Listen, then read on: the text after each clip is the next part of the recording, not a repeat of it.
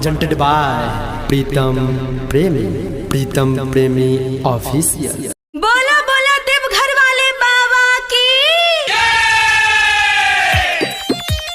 बोला बाबा भांगल के गोला चढ़ा के बोला बाबा भांगल के गोला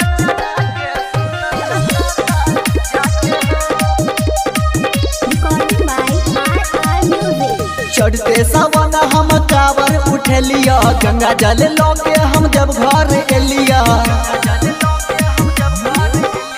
चढ़ते सवन हम कावर उठलिया गंगा जल लोके हम जब घर एलिया। भागल छ हमरा बजा के हो भोला बाबा भांगक गोला चढ़ा के। भोला बाबा भांगक गोला चढ़ा के सुतल चकाता जाके हो। भोला बाबा भांगक गोला चढ़ा के सुतल चकाता जाके हो।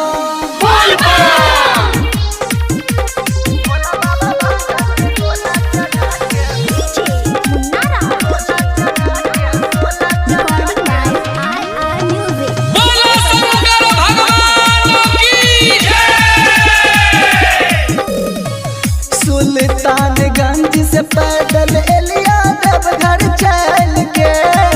तोरे नाम रोटत रोटत रह गलिया हम गल के। सुल्तानगंज से पैदल एलिया देवघर चल के। तोरे नाम रोटत रोटत रह गलिया हम गल के। पर्वत पहाड़ की जंगल झाड़ी कता चौधरी रमा के हो। भोला बाबा भांगक गोला चढ़ा के। भोला बाबा भांगक गोला चढ़ा के सुतल चकाता जाके हो। भोला बाबा भांगक गोला चढ़ा के सुतल चकाता जाके हो।